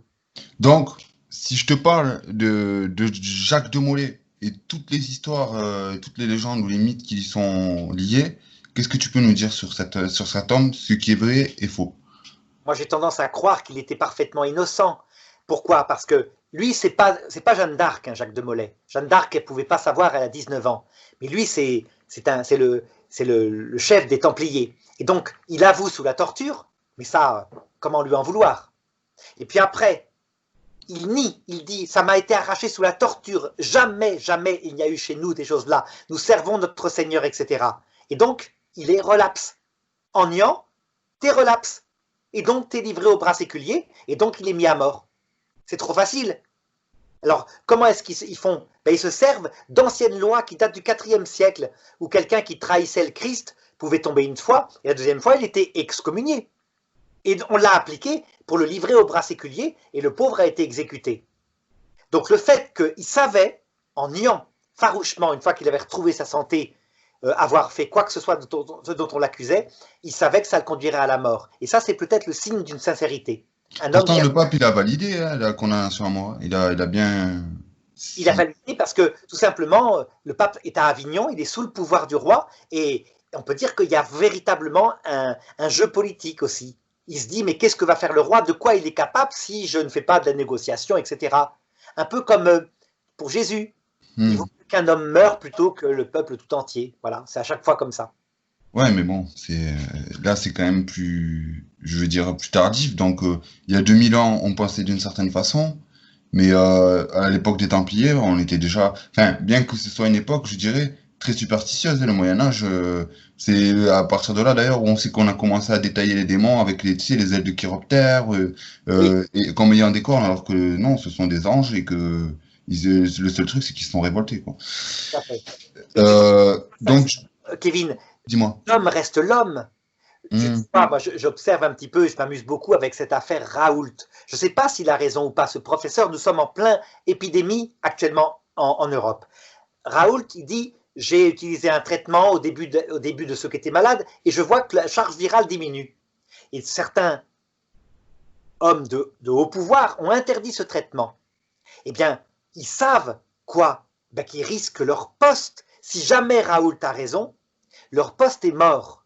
Et donc tu vois se déchaîner de manière louche, parce que ça, on voit bien que c'est trop rapide, des enquêtes qui se multiplient et qui racontent que ce traitement de Raoult ne marche pas. Et c'est tellement rapide et tellement contesté qu'on voit bien que c'est simplement parce que des gens sont en danger par rapport à leur poste, leur carrière. Ça peut jouer. L'être humain est comme ça. Ouais, mais là, j'aurais plus tendance à dire, tu vois, quand tu dis que le démon est tapis et qu'il tire les ficelles, je dirais plus là, c'est le temps, c'est lui qui a tendance justement à jouer sur la psychologie des hommes. Parce que Bien sûr. là, ce que tu me dis, c'est plus un poste de travail, je veux dire, tu fais du boulot, il y en a. Si tu fais le difficile et que tu veux tenir ton poste, t'es prêt à tout. La gloire, la carrière, Exactement. l'honneur, etc. Les gens sont capables pour ça de mentir, etc. L'être humain est comme ça. Surtout quand tu es très haut placé, que tu as mis tellement de temps à atteindre un tel poste. Hmm. Voilà. Eh bien, quelquefois, c'est pas plus que ça. Pour Par ça que exemple, Jésus dit à Pilate, quiconque est de la vérité, écoute ma voix. voilà. Et par contre, quand on est du monde, eh bien, on peut se bagarrer par tous les moyens possibles pour garder sa carrière, son argent, éventuellement son plaisir.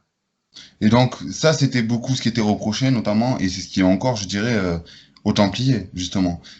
Dû par leur richesse, leur trésor et tout ça, tout le monde les voyait comme je te dirais aujourd'hui, ce serait comme une armée qui rackettait, qui commettait des exactions, comme on peut en connaître, tu sais, corrompus, quoi. Et Non, moi je pense qui, qu'ils n'étaient pas particulièrement corrompus, mais qu'ils avaient des dons, effectivement, des dons qui tombaient. après, moi, je suis partagé, tu vois, sur le fait, parce que je me dis, comment tu peux te prétendre soldat de Dieu alors que Jésus, tu vois, lui-même, il n'a pas reconquis l'Israël par les armes. Il le disait, quiconque prendra l'épée périra par l'épée. Oui, mais quand tu as à combattre quelqu'un qui a pris l'épée, tu dois prendre l'épée parfois. Par exemple, les soldats qui ont délivré Auschwitz se disaient ben, je comprends pourquoi on combat maintenant. Et c'est vrai, on ne pouvait pas faire autrement. Donc le pape Pie XII, il a encouragé, il a même livré à Staline la date de l'attaque par les nazis de la Russie. Tu vois, ça veut dire que on voit bien, on est réaliste. Par contre, pour reprendre le début de notre conversation, quand tu combats une idée, tu ne prends pas l'épée. Tu combats une erreur par la vérité. Voilà l'erreur de l'Inquisition. Ou alors, ça serait l'épée de Saint Michael Archange que tu Voilà, disais quand il a chassé Satan du paradis voilà. des anges. L'épée L'épée de de la, vérité. l'épée de la vérité, absolument. Ah ouais, mais tu vois, encore une fois, la symbolique de l'écriture avec la vie courante, hein, par exemple. Hein. Tu Oui, vois, oui. on vient juste de faire le rapprochement. L'épée de Saint-Michel Archange, et c'est ça, c'est la vérité, effectivement. Et donc Jésus lui disait, quiconque, oui, mais lui, il parlait du sens, dans un sens, pardon, matériel. Voilà, lui, il disait, parce que moi, le message que je donne est un message spirituel, donc vous ne prenez pas l'épée, vous le répondez par la parole, et l'Esprit Saint fera le reste. Par contre, regarde, quand les musulmans attaquent l'Europe avec des glaives, vont jusqu'en Espagne, alors là, tu peux prendre pour combattre une épée matérielle. Et les croisades, c'est cet esprit-là. Ça veut dire que si jamais elles n'avaient pas eu lieu, on serait musulman. Oui, d'accord. Oui, parce qu'ils étaient en train de conquérir l'Europe, d'ailleurs, effectivement, à ce moment-là. Et d'ailleurs, ils en rêvent toujours, hein, puisque la dernière guerre est allée jusqu'à Vienne, et c'était il y a 3 siècles, je crois. Hein. Vienne en Autriche. Donc la Ouais, dernière. c'était il y a 300 ans, c'est ça, hein. T'es plutôt calé en histoire aussi. Donc tu vois, ça veut dire que Vienne a failli tomber, et ce sont les chevaliers polonais et hongrois, qui d'ailleurs sont ceux qui, du coup, tu as remarqué, sont lucides en disant il faut arrêter l'immigration, qui les ont chassés. Donc les chevaliers polonais qui avaient d'ailleurs, tu sais, un casque spécial, des ailes dans le dos. C'est très curieux leur uniforme. Ben, ils les ont repoussés. C'est incroyable. Et alors, ben, c'est pas vieux. Et donc, on voit bien que l'Empire ottoman, par exemple, avec Erdogan, il se dit il y a possibilité maintenant de conquérir encore. Et l'Europe, elle l'oublie, que son histoire est une histoire de défense par rapport à des attaques permanentes de l'islam qui s'impose comme civilisation. Est-ce que justement les guerres qui ont eu lieu entre les Ottomans et les Templiers, comme les musulmans, donc les fameuses guerres que tu parles, qui ont failli conquérir l'Europe contre donc c'est les Templiers aussi, hein, c'était pas des guerres au même titre, en fait, j'ai envie ce que je lis moi, c'est par exemple Soliman, lui, il voulait pas conquérir, lui, il voulait conquérir que si j'ai bien compris, toute l'Europe, quoi. Donc France, Italie, enfin, tu vois, à peu près les pays actuels. D'ailleurs, les successeurs, les combattants musulmans, le rêve, c'est la nouvelle Rome. Après avoir fait tomber l'ancienne Rome, donc Constantinople, la nouvelle Rome, c'est-à-dire Rome, aller jusqu'à Rome. C'est la pomme d'or, c'est même le but final. Voilà. D'accord. Donc, mais c'est pas les mêmes guerres. Ils n'ont pas livré des guerres au même titre, quoi. C'est ça que j'ai envie de te dire. Les musulmans, quand ils sont venus, quand ils sont passés par l'Espagne, je crois que c'était vraiment la guerre sainte, quoi. C'était la guerre selon le prophète Mohammed. Oui, c'est la guerre sainte pour à la fois, comment dirais-je, Convertir l'humanité à l'islam. pas forcer. Ils ont d'autres techniques. La technique consiste à dire, vous pouvez rester chrétien et juif, mais vous payez un impôt. Et vous ne pouvez plus être fonctionnaire, et vous devez, par exemple, lever votre chapeau quand un musulman passe, etc. Par contre, si tu es païen, bien, tu n'es pas protégé par la charia. C'est embêtant. C'est pour ça que tu vois appliquer dans la guerre avec Daesh, les yézidis qui sont des païens, donc ils adorent, je crois, un pan. Leur dieu, c'est un pan, un oiseau, là, tu vois. Eh bien, ils les ont vendus en esclaves. Leurs femmes ont été vendues sur le marché, quoi. Ils pouvaient tout faire. Voilà, un petit peu. Jusqu'où est prêt à aller l'homme, hein, tu t'imagines? Attention, je ne veux pas réduire l'islam à ça. Hein. L'islam s'est répandu aussi par la technique de la dimitude. Donc, en période de décadence chrétienne, ben, beaucoup de chrétiens devenaient musulmans. Et il s'est répandu aussi par la prédication. C'est-à-dire que quelquefois, le message était simple. On disait, par le mariage aussi. Une jeune fille, elle est musulmane, oui, tu pourras l'épouser, tu deviens musulman, mais t'inquiète pas, tu n'as pas besoin d'aller à la mosquée ni d'y croire. Hein. Les enfants seront musulmans. Et tu sais, D'accord. c'est comme ça que l'islam se répand par beaucoup de méthodes comme ça, mais des méthodes qui sont à mon avis terminées, puisque maintenant que la modernité arrive, on voit bien ces anciennes techniques sont finies, à mon avis. Ils essayent de les remettre, hein, les Daesh essayent, mais à mon avis, non, ça ne pourra pas Ça maintenant. pourra pas, forcément, bien sûr. Oui. Merci de ta réponse, Arnaud. Je voulais en conclusion te poser cette question. Donc, concernant l'Inquisition, quelle est la position de l'Église malgré que je parle de la grande chasse aux sorcières et de notamment l'erreur qu'elle a commise, hein, parce on peut dire que c'est une erreur, le fait d'avoir laissé faire un peu les inquisiteurs comme ils voulaient, selon des livres que des savants ont écrits au lieu de se renseigner réellement et de discerner le vrai du faux. Quelle est la position de l'Église là-dessus? On ne combat l'hérésie ou la sorcellerie que par une arme spirituelle. Donc quand un professeur est hérétique, on peut lui faire une vérification de sa théologie, voir ce qu'il enseigne, éventuellement lui retirer son poste d'enseignement de la théologie, ça c'est tout à fait logique, c'est normal, hein, mais par contre, pas de peine qui soit d'ordre physique, pour des peines, pour des fautes spirituelles. De même, une sorcière, on la combat comment? En disant des Je vous salue Marie pour elle. On plante la croix éventuellement dans sa maison et elle perd son pouvoir. D'accord. Donc, concernant les Templiers, qu'est-ce qu'elle dit sur le sujet des Templiers? Eh bien, pour les Templiers, ils n'ont jamais été réhabilités, mais certainement que je pense on réouvrirait un procès, ils seraient réhabilités, tout simplement parce que leurs aveux ont été arrachés par des tortures abominables. Voilà, c'est tout. Donc ça n'a aucune valeur. Et donc ce fait-là, donc ce fait-là, toi tu penses dans ta position que si un procès était rouvert, donc il serait réhabilité, carrément. Certainement, certainement.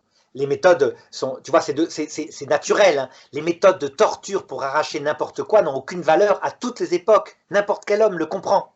Par contre, qu'on pousse un peu, qu'on fasse pression dans un commissariat, qu'on réunisse des preuves, ça c'est de la méthode normale. Et on pouvait déjà l'appliquer à l'époque. Hein. L'Inquisition d'ailleurs le faisait habituellement. C'était comme Mais ça. dans ce cas-là, pourquoi elle le fait pas pour l'Inquisition alors? Pourquoi elle l'a pas fait pour l'Inquisition, tu vois, essayer de réhabiliter un peu? Parce qu'il y a eu des gens qui ont fait leur boulot d'inquisiteur, hein, faut dire ce qui est. Oui. Mais il y en a d'autres, bon, eh ben, moi, il y a des noms qui paraissent plusieurs fois dans l'histoire, qui disent que ces gens-là, ils tuaient plus, enfin, ils cherchaient pas vraiment à vérifier, à s'informer, quoi. Quand des inquisiteurs ont fait des abominations qui sont contre le droit de l'Église, ils ont été désavoués et parfois condamnés à mort. Et l'excommunication, ça n'existe plus, on est bien d'accord, hein. L'Église n'excommunie plus ses fidèles. Ça existe, bien sûr. Ah Un bon? hérétique, il y a 7 cas d'excommunication dans l'Église. L'hérétique, grave, c'est-à-dire un hérétique, c'est pas quelqu'un qui est dans l'erreur, hein, c'est quelqu'un qui sait qu'il est dans l'erreur et qui proclame qu'il a raison. Un théologien, par exemple. Imagine que moi, je proclame partout que le Christ n'est pas ressuscité, c'est des légendes, etc. Je pourrais très bien être excommunié comme professeur de théologie. Deuxièmement, le schisme. Donc, par exemple, Monseigneur Lefebvre, quand il a ordonné des évêques, contre l'avis du pape, a été excommunié immédiatement. Il a été ensuite rétabli hein, par le pape, enfin en tout cas il était mort depuis, mais enfin sa communauté. Tu as troisièmement l'attentat contre un pape fait par un catholique. Par exemple, Aliaka qui était musulman, ben, il n'a pas été excommunié.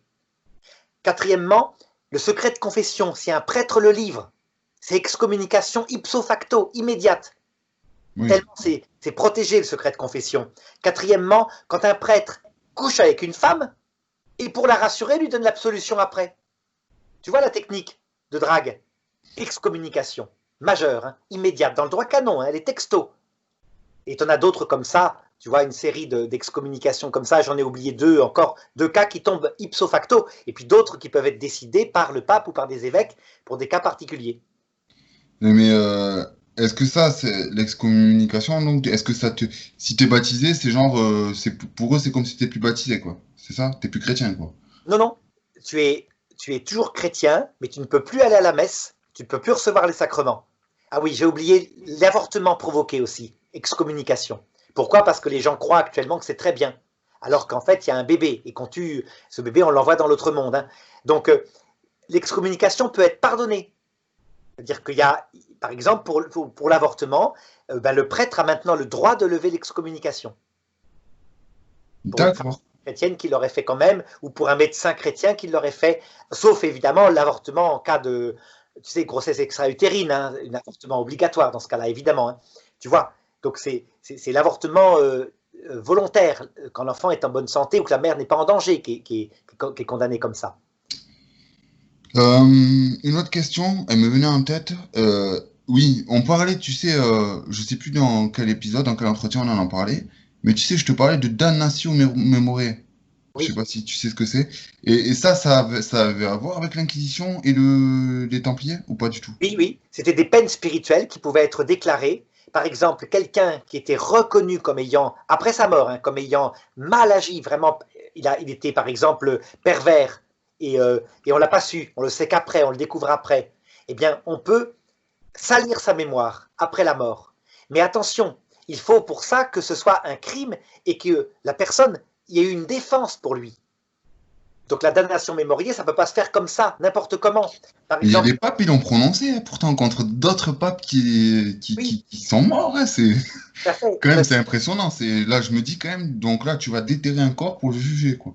Voilà, et ça Ouais. c'est un procès cadavérique et c'est une horreur qui, malheureusement, quand tu constates actuellement où l'Église est très en crise parce qu'il y a eu mai 68 et donc des abus sexuels, eh bien, elle a tendance à refaire ça tellement elle panique. Et donc, à recueillir des témoignages sur des prêtres qui sont morts quelquefois depuis 40 ans, et puis à les croire, c'est tout, sans faire une contre-enquête, et à les livrer au public.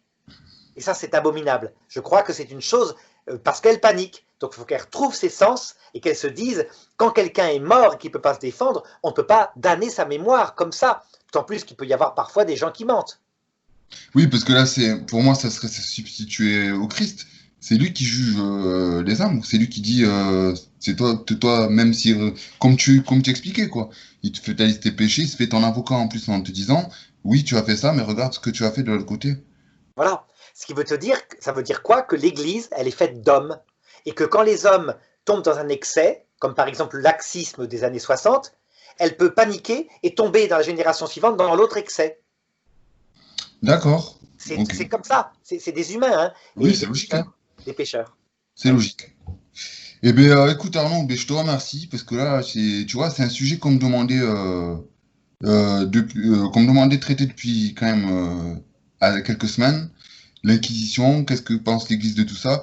Parce que moi, en fait, j'ai fait il y a pas longtemps un live sur une chaîne, voilà, où c'est qu'on me demandait mes connaissances par rapport justement à la théologie, bien que je suis encore en train de l'étudier, par le biais justement de ton institut. Et surtout pour apporter mes connaissances en qualité de démonologue, si je puis dire. Et du coup, ben, il y a plein de questions qui m'ont été posées par rapport à ça, notamment ma propre position, à moi personnel, sur l'Inquisition. Et c'est vrai que j'ai eu tendance à répondre que pour moi, l'Église à ce sujet a commis quand même une erreur. À savoir que, et là on l'a débattu et on l'a un petit peu plus approfondi, quand je dis ça, c'est quoi?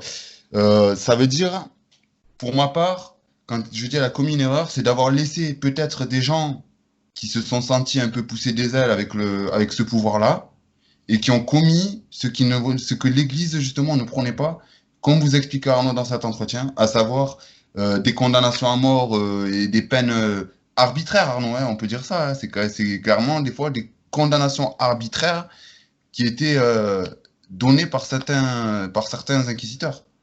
C'est le cas de Jeanne d'Arc, par exemple. Voilà, mais voilà, c'est vrai, on a pris l'exemple de Jeanne d'Arc, qui est un des plus typiques. Les Cathares aussi, je dirais, hein, notamment pendant l'ère des Cathares, hein, il y en a eu beaucoup. Les Templiers, sauf que les Templiers, c'est pas l'Inquisition, c'est le pouvoir royal, mais enfin, voilà, l'arbitraire est partout, quoi.